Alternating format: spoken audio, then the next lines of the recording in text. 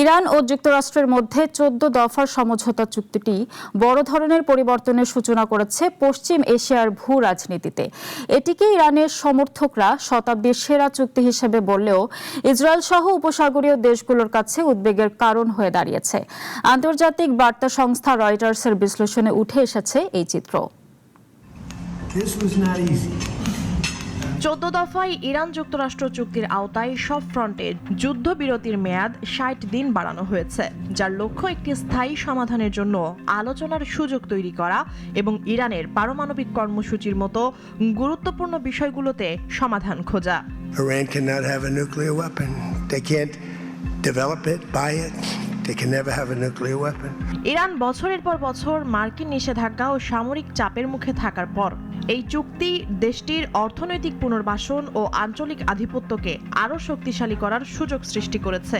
এতে ইরান লাভবানই হচ্ছে।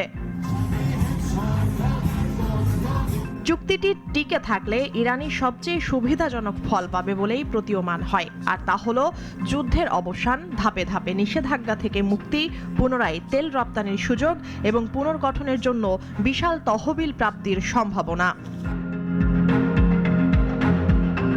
তবে ইসরায়েল থেকে শুরু করে উপসাগরীয় দেশ অর্থাৎ পশ্চিম এশিয়া জুড়ে তেহরানের প্রতিদ্বন্দ্বীরা এই চুক্তিকে শতাব্দীর অভিশাপ বলেই মনে করছে, কারণ এর ফলে ইরান আগের চেয়ে অনেক বেশি নিরাপদ হবে, আরও বৈধতা পাবে এবং দেশটির আঞ্চলিক প্রভাব আরও বাড়বে বলে আশঙ্কা তাদের।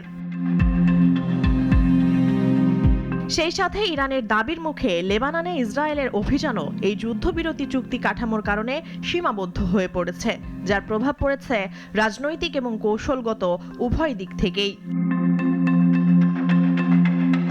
যুক্তরাষ্ট্রের সঙ্গে চুক্তিটি ইরান নিয়ে নেতানিয়াহুর দীর্ঘদিনের প্রচারকে দুর্বল করে দিয়েছে। একই সাথে এর ফলে ইসরায়েলের ঘনিষ্ঠ মিত্র হিসেবে পরিচিত মার্কিন প্রেসিডেন্টের ওপর নেতানিয়াহুর প্রভাবের সীমাবদ্ধতাও স্পষ্ট হয়েছে।